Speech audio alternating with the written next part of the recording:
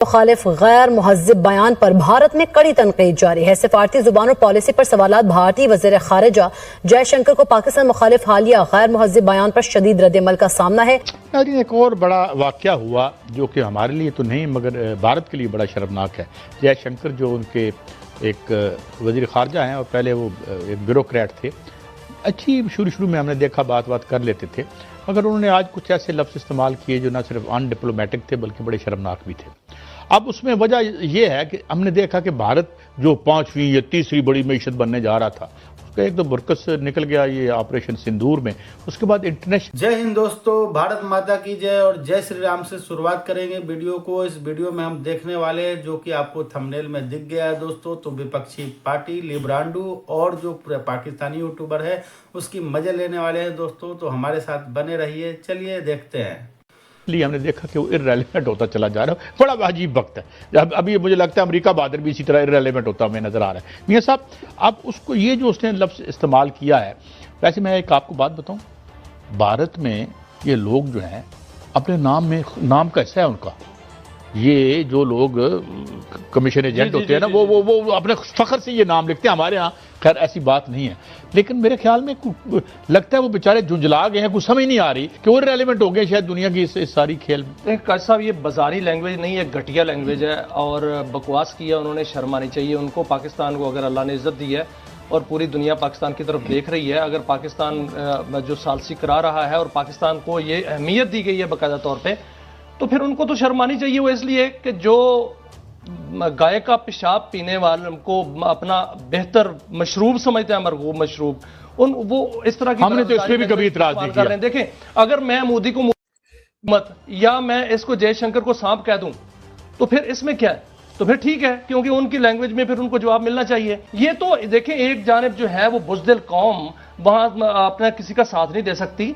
मैं भारत की बात नहीं करता, मैं उसके अवाम की बात नहीं कर रहा। अवाम ने तो उसको हिट पे रखा हुआ है को, और उसको ठीक ठाक किस्म का जो है वो निशाना बना रहे हैं। शायद वो आइंदा उसका मुस्तकबिल तो अब है नहीं है। इंडिया के हमसे आप वो माने ना माने, अब जो हमारे साथ उनके साथ हुआ, अब दुनिया एक्सपेक्ट नहीं कर रही थी जो उनके जहाज गिरे और वो सारा जो साइबर जो भारत का वजीर खारजा है, भारत को बड़ी तकलीफ है पाकिस्तान का। जब भी कहीं पे कोई नाम उभर के सामने आता है तो भारत को काफी ज्यादा मसला हो जाता है और उधर से काफी नामुनासिब किस्म के बयानात आते हैं। कल तो जनाब उसने बयान दिया जयशंकर ने, और उसने कहा कि ये जो पाकिस्तान सफारतकारी कर रहा है ये दलाली कर रहा है बुनियादी तौर पे, और इंडिया जो है वो दलाली नहीं करता। देखें जी, हम दल्ले नहीं, हम दलाल नहीं है, तो हम दलाली नहीं कर सकते। हम ब्रोकर कंट्री नहीं है, ब्रोकर स्टेट नहीं है। देखिए, इसमें कोई शक नहीं है नाज़रीन, हमारी एक बड़ी पुरानी और बड़ी अजीबोगरीब तारीख है। हमने पैसे लेकर जंगें लड़ी। हमने बड़ी बदकिस्मती है कि हमारे पास पैसे नहीं है भाई। हम दुनिया भर में मांगते हैं, हम आई कुछ नहीं, जेब में पसली नहीं है भाई, हम मांगते हैं। मांगते तो क्या करें, नहीं है तो नहीं है, लेकिन मजबूरी है। और अब ये एग्जैक्टली वही मौकिफ है, क्योंकि इसहाक डार साहब ने मार्को रूबियो को भी इसमें टैग किया है, स्टीव विटकॉफ को भी टैग किया है, फिर ईरान के जो वजीर खारजा है उनको भी टैग किया है। और गुज़िश्ता रोज व्हाइट हाउस ने भी यही मौकिफ अपनाया था। ये सामने आप देख सकते हैं, बीबीसी ने भी इसको रिपोर्ट किया था कि पाकिस्तान में अमेरिका ईरान मुज़ाकरात पर क्यास आराइयों को सरकारी मौकिफ ना समझा जाए। तो अमेरिका ने भी कहा था कि ये क्यास आराइयां हो रही हैं, तो अब पाकिस्तान की तरफ से भी कहा गया कि बहुत सारी अननेसेसरी क्यास आराइयां या स्पेकुलेशंस हो रही हैं। बात यह है कि उधर से हम पैगामात इधर उधर से पहुंचा रहे हैं और पाकिस्तान की कोशिश है जंग बंदी, और यकीनन पाकिस्तान इसमें इंपॉर्टेंट किरदार अदा कर रहा है। इसी वजह से भारत को भी बहुत ज्यादा तकलीफ हो रही है। किसी ने बड़ा जबरदस्त ग्राफिक बनाया था। देखिए, मसला ये नहीं है, ये जो है ना, ये बड़े चालाक हैं जी। तुम्हें पाकिस्तान की ना कामयाबी अच्छी नहीं लगती, हमें मुल्क दुश्मनों की कामयाबी नहीं अच्छी लगती, जबकि वो झूठ पर मबनी हो। तुम अच्छी कामयाबी हासिल करो पाकिस्तान के लिए, फिर भी हम कहेंगे ठीक है। हमें पता है तुम लोग मुल्क दुश्मन हो, तुम लोग इस मुल्क के गद्दार हो जिन्होंने आइन तोड़ के इलेक्शन चोरी करके कब्जा किया हुआ है इस मुल्क के ऊपर। ये काबिज गिरोह है, ये कैसे अच्छा कर सकता है पाकिस्तान का। किसी ने बड़ी जबरदस्त ये AI से इमेज बनाया जो मैंने यूज भी किया अपने उसमें, कि ये सिचुएशन भी हो जाती ना तो हम कहते कि चलो यार कुछ तो अच्छा कर रहे हैं कि बिठा दिया है। यार कमरा भी नहीं अभी दिया, सिर्फ अमेरिका के 15 नुकात ईरान को पहुंचाए, ईरान ने इनको जवाब देना भी जरूरी नहीं समझा। समझ आ रही है आपको कि कितने जिल्लत में वो नुकात है कि ईरान ने इनको अभी तक जवाब भी नहीं दिया। तो दोस्तों, आगे वीडियो में बने रहिएगा और वीडियो अच्छा लगे तो कमेंट जरूर कीजिएगा ताकि हम इस प्रकार की वीडियो आपके लिए लाते रहें। चलिए अभी भी आगे हम बढ़ते हैं। वॉर हुई यहाँ पे या जो भी। जैसे मैंने कहा कि इत्तेफाक है, बड़ा हसीन इत्तेफाक है कि जो एजेंडा इनका है वो इंडिया का भी है। अभी कल जयशंकर जो है उसने वो कहते हैं ना खिसियानी बिल्ली खंबा नोचे, तो ये खंबे नोच नोच के जो है वो बेचारे पागल हो चुके हैं।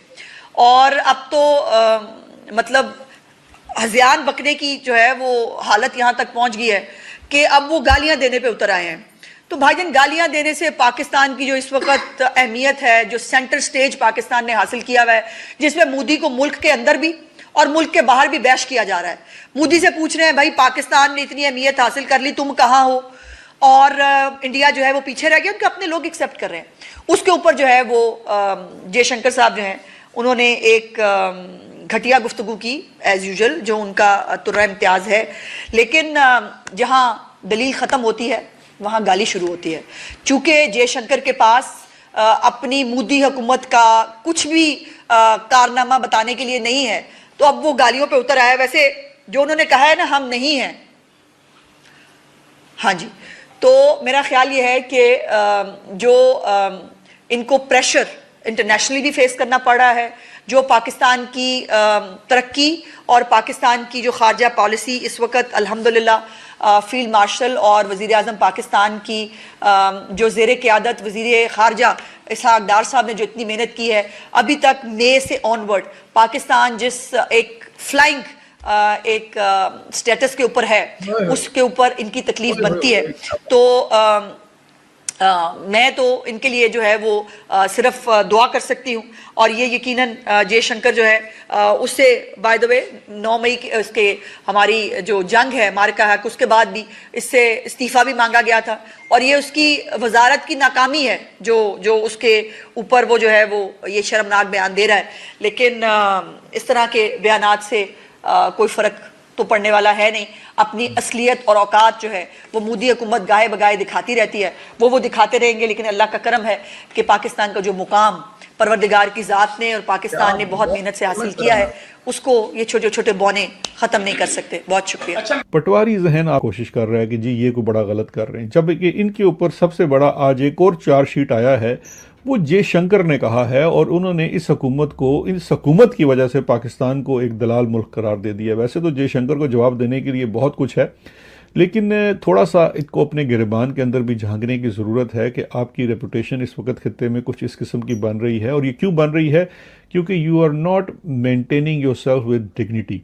जिस तरह की चापलूसी आपका शहबाज शरीफ करता है ट्रंप की, वो तो पूरी दुनिया में एक मजाक बन गया है। लेकिन आप चीज़ को हटाना चाहते हैं, वो तवज्जो को हटाना चाहते हैं, तो अब आप वो कासिम खान के ऊपर, चाहे वो ख्वाजा आसिफ हो या फिर ये आपके अता तारड़ हो, वो चढ़ दौड़ते हैं। अच्छा, तो पाकिस्तान वो कब से हो गए? देखिए, आसिम मुनीर पाकिस्तान नहीं है, शहबाज शरीफ पाकिस्तान नहीं, इवन इमरान खान पाकिस्तान नहीं है। तो पहली तो बात यह है कि जनाब पाकिस्तान की कोई गुड्डी नहीं उड़ रही है, पाकिस्तान के कहीं पे कोई झंडे नहीं गड़ रहे हैं। जयशंकर का मैं पहले ही जिक्र कर चुका हूँ, वो तो आपको एक दलाल रियासत करार दे रहा है। वैसे अच्छे अल्फाज में तो मतीउल्लाह जान ने भी बात कर दी है कि इस पूरे वक्त जो इस वक्त आप बड़ा खुश हो रहे हैं कि जी पाकिस्तान की तो बड़ी जय जयकार हो गई है, उन्होंने बड़ा अच्छा सा बता दिया आपको कि बेसिकली पाकिस्तान की इस वक्त पोजीशन वही है जो एक शादी हॉल वाले की होती है, जिसमें दो मुख्तलिफ लोग आके अपनी शादी करके चले जाते हैं। आप वो शादी हॉल वाले इंतजाम कर रहे हैं, तो आपकी कोई ऐसी गुड्डी नहीं चढ़ी। आपकी गुड्डी तब चढ़ती आपकी इकॉनमी बेहतर हो रही होती, आपका ह्यूमन डेवलपमेंट इंडेक्स बेहतर हो रहा होता, लोगों को यहाँ पे इंसाफ मिल रहा होता, कॉस्ट ऑफ लिविंग नीचे जा चुकी होती, इन्फ्लेशन का कोई मसला हल हो चुका होता, तो फिर ज़रूर आपकी गुड्डी उड़ सकती थी। और हम भी फिर अगर आप हम पे एतराज़ करते जी कि हम कोई एतराज़ कर रहे हैं तो हम बड़ा गलत काम कर रहे हैं, तो बराए मेहरबानी पहले तो अपने रेफरेंसेस दुरुस्त कर लीजिए। देखिए, इसमें कोई शक नहीं है नाज़रीन, हमारी एक बड़ी पुरानी और बड़ी अजीबोगरीब तारीख है। हमने पैसे लेकर जंगें लड़ी, हमने बड़ी बदकिस्मती है कि हमारे पास पैसे नहीं है भाई, हम दुनिया भर में मांगते हैं, हम आई कुछ नहीं, जेब में पसली नहीं है भाई, हम मांगते हैं। मांगते तो क्या करें, नहीं है तो नहीं है। लेकिन जब हमें एक हमारे जो आप कह सकते हैं कहीं ना कहीं पर इन्फ्लुएंस है, तो एक आप कह सकते हैं कि एक रिस्पॉन्सिबल, एक रीजनेबल स्टेट यही काम कर सकती है कि मीडिएट करवाए। तो ये स्टेटमेंट बड़ी एक ऑफेंसिव स्टेटमेंट थी, बड़ी गिरी हुई स्टेटमेंट थी डॉक्टर जयशंकर की, जो उन्होंने दलाली का लफ्ज इस्तेमाल किया। तो दोस्तों आपको कैसा वीडियो लगा है, आशा करता हूँ आपको वीडियो अच्छा लगा है। तो कृपया करके इसी प्रकार के वीडियो पाने के लिए, गर्मा गर्म और हमारे साथ बने रहने के लिए, लिब्रांडो को अगर देखा जाए तो मीम करने के लिए, हमारे साथ बने रहने के लिए कृपया करके चैनल को सब्सक्राइब कीजिए, वीडियो को लाइक कीजिए और दोस्तों के साथ शेयर अवश्य कीजिए, ताकि आपके लिए हम अच्छा वीडियो लाते रहे दोस्तों। थैंक यू, धन्यवाद दोस्तों, बाय बाय।